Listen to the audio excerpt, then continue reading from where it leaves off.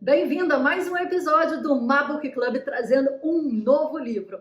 A dica de hoje é Como Pensar como um Monge, de Jay Shetty. Conhece ele? Conhece o livro? Não sabe? Então vem aqui curtir com a gente.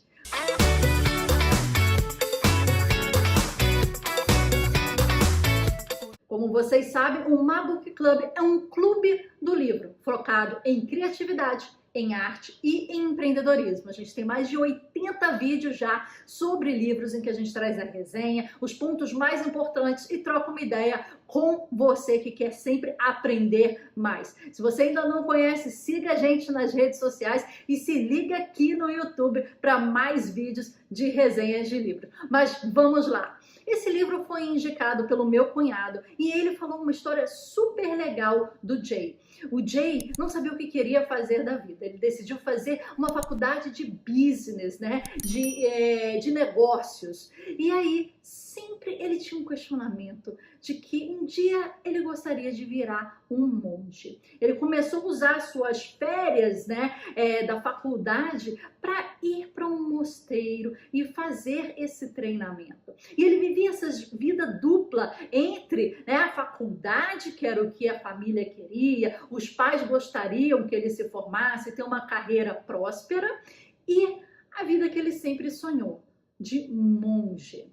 E ele conciliou essas duas vidas por muito e muito tempo, até que ele pôde conscientemente e com base nos dois mundos tomar a sua grande atitude na vida, virar um monge. E ele conta um pouquinho dessa história no livro, mas depois ele traz pra gente como é que é o pensamento do monge. Ele não quer que você vire monge, como é ser um monge, mas a gente pode pensar como é pensar como um monge e utilizar os atributos do monge no nosso dia a dia, sendo ele nos negócios, nas artes, em qualquer outro ponto. Então, na sua vida pessoal ou na sua vida profissional, a gente é constantemente bombardeado por vários ruídos externos. E se a gente pudesse desenvolver uma mentalidade que eliminasse esse ruído e ajudasse a esclarecer as nossas intenções, livre de influências dos outros. E se a gente pudesse aprender essa mentalidade, não de altos executivos ou das pessoas mais ricas do mundo, mas sim do humilde monge. É isso que o monge celebridade youtuber Jay Shetty fala no seu livro Como Pensar como um Monge. E é isso que a gente vai discutir hoje no Clube do Livro Mabook Club. O Jay descreve os pensamentos dos monges e oferece lições valiosas que são pertinentes agora para o nosso século XXI. Mas ele não quer que todo mundo, de repente, se torne monge. Essa não é a intenção dele. Em vez disso, ele quer que a gente pense como eles, para a gente ajudar a combater as nossas ansiedades e as pressões que a gente enfrenta no mundo moderno. Esse livro está dividido em 3 grandes partes. Eles são Let It Go, Let It Go, Let It Go, se desapegue, isso sim. Let It Go, se desapegue é a primeira parte do livro. Depois vem a parte chamada Grow, quer dizer, cresça. E a última parte é Give, doe. Então, desapegue, cresça e doe. É assim que ele distribui este aprendizado e essa estrutura do livro para que você aprenda. Então, em primeiro lugar, a gente precisa abordar no Let It Go a identidade. E como o Jay disse, ela está intrinsecamente envolvida com os nossos valores. Ele aponta que, na verdade, muitos dos valores que a gente pensa em ter não são necessariamente nossos, mas são adquiridos e condicionados pelo meio social em que a gente vive. Ele fala que quando a gente se desliga das opiniões, das expectativas e das obrigações do mundo ao nosso redor, a gente começa a se ouvir.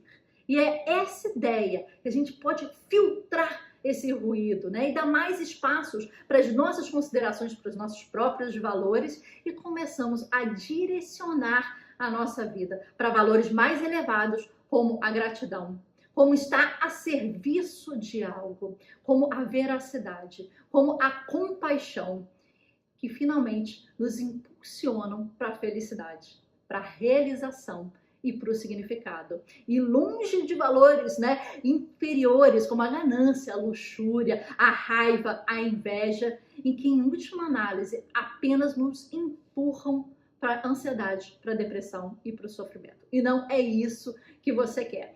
Nessa parte do livro do Let It Go, do desapego, ele fala algumas frases que eu achei muito interessante a gente destacar. Se você não se desapegar fisicamente, você não vai poder se desapegar emocionalmente. Então, o trabalho aí não é você somente trabalhar o seu mindset, o seu autoconhecimento, né? Você também tem que olhar para o material à sua volta, para ver se aquilo está fazendo sentido. E a conjugação desses dois, o físico e o material, é que te vai fazer realmente desapegar. A sua felicidade virá da sua liberdade mental, né? E o que ele fala de importante nesse capítulo é o seguinte, ele repete isso no livro inteiro, por isso é bom ressaltar. Encontre a sua identidade. Esse é o primeiro ponto para desapegar. E aí ele dá uma regrinha, chama spot, stop and swap. O que significa spot, quer dizer observe, analise, audite, stop, quer dizer pare, reflita, e swap quer dizer mude e altere. Então você observa, para, reflita e mude e altere. Essa é a regrinha para você encontrar a sua identidade. A segunda parte que fala aí sobre, né, o Let It Go é reduzir a negatividade.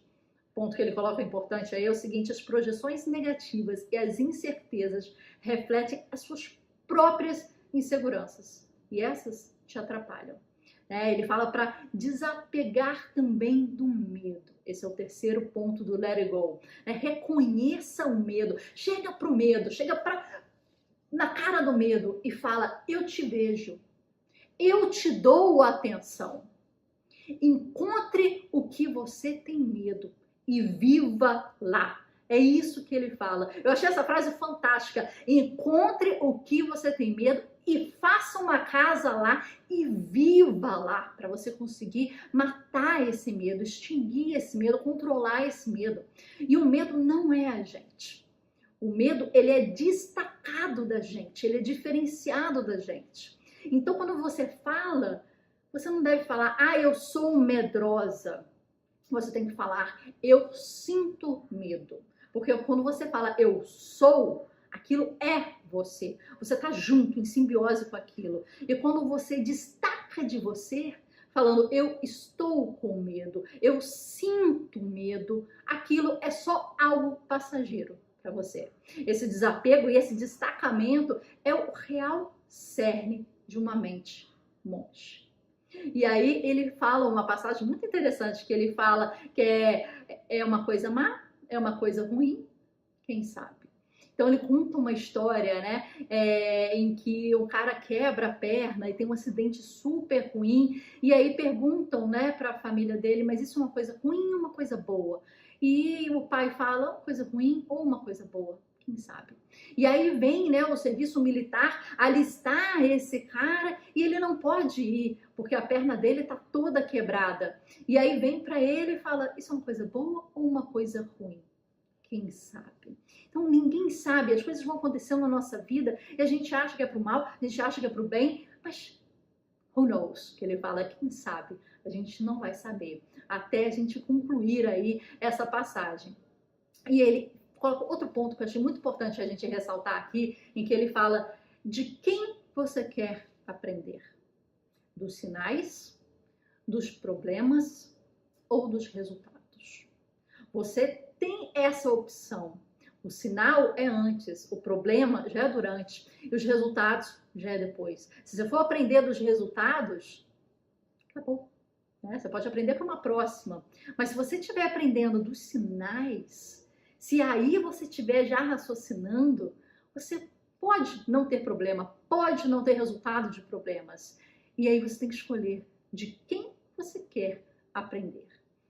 O outro ponto é o seguinte: aprenda a viver intencionalmente. Os grandes motivadores da nossa vida são o medo, o desejo, o prazer, o dever, a riqueza e o amor. São esses 6 itens que são os nossos grandes motivadores. Mas independente da sua motivação, a nossa busca nunca é por uma coisa, nunca é por algo material.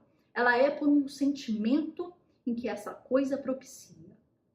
Isso que tem que ficar claro.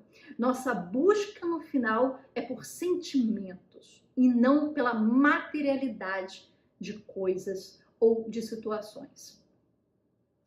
Aí ele fala o seguinte: como é que a gente vai entender a real intenção de uma pessoa?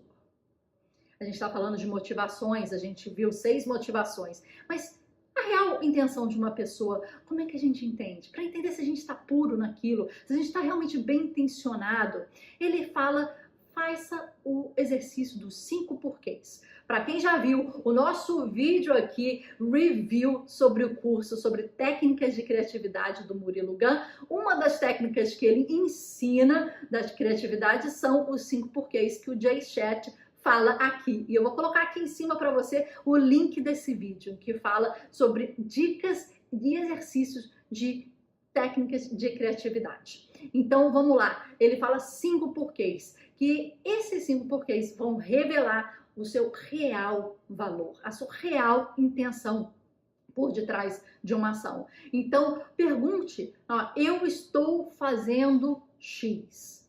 Por que você está fazendo X? Porque Y. Por que eu estou fazendo Y?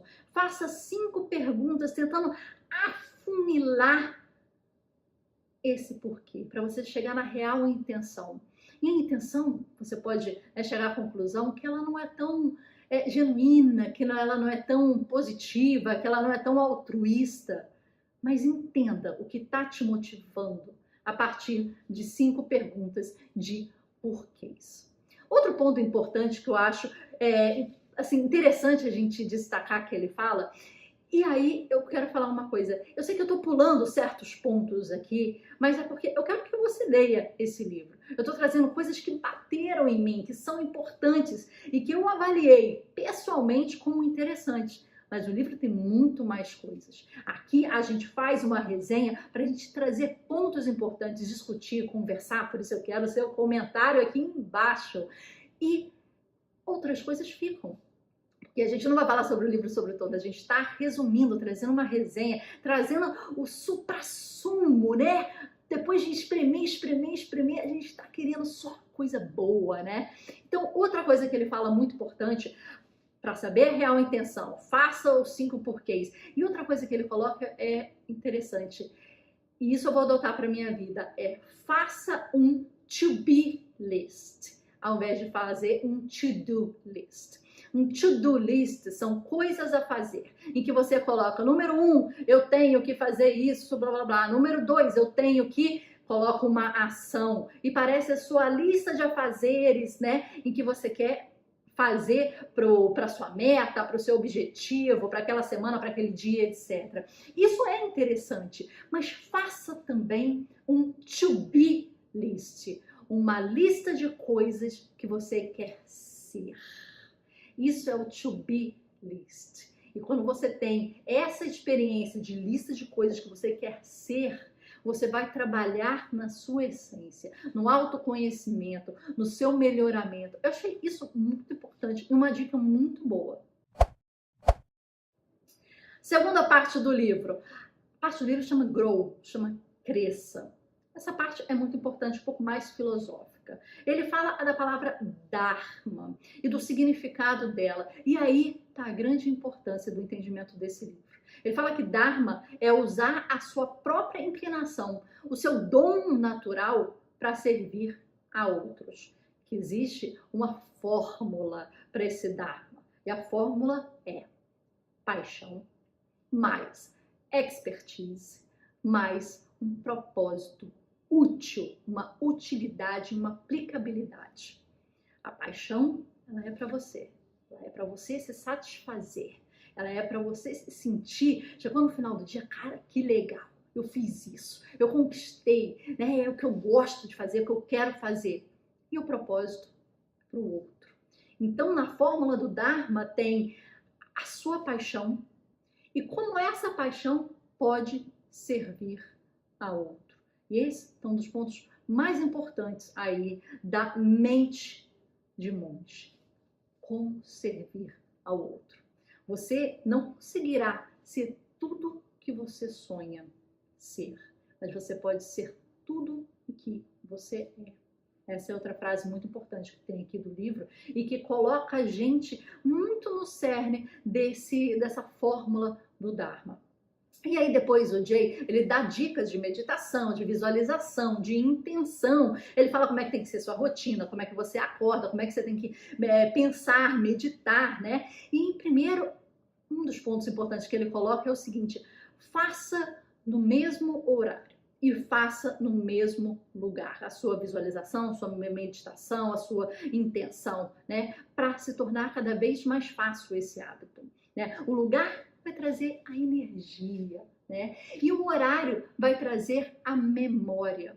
E ao tentar visualizar, você tem que pensar. É difícil mentalizar. Às vezes a cabeça vai, a cabeça volta, a cabeça vai, a cabeça volta. E aí ele dá uma dica prática. Ele fala: pense bem praticamente. Quais são as 5 cores que eu posso ver? Quais são 5 coisas que eu posso tocar? 5 coisas que eu posso ouvir, cheirar e saborear. E você começa assim. Você pode pensar quais são as 5 cores que eu vi, toquei, ouvi, cheirei e saboreei no dia anterior. E você começa a concretizar, a deixar mais material aquele pensamento e agradecer.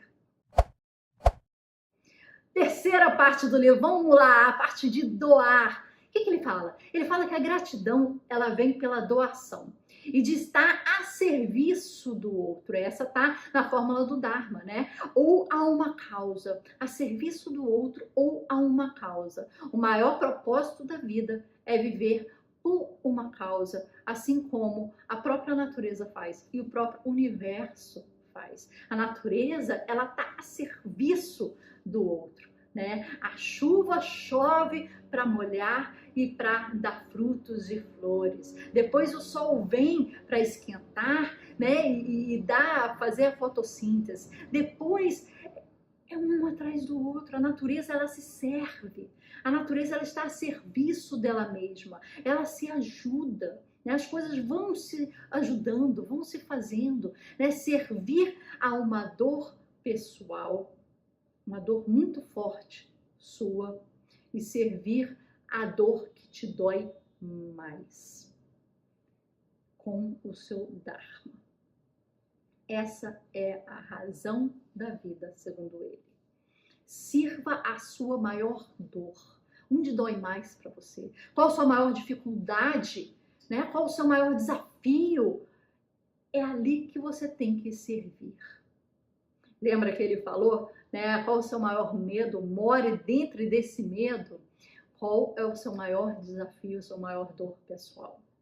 More dentro disso e sirva a isso. Isso é muito pessoal para você, cada um tem uma coisa, mas sirva com o seu Dharma. Quer dizer, sirva com um propósito, sirva com a sua paixão e sirva com uma utilidade, uma aplicabilidade aos outros. E tem uma frase que ele cita do Neil deGrasse Tyson que é muito interessante. Ela fala o seguinte: estamos todos conectados um ao outro biologicamente.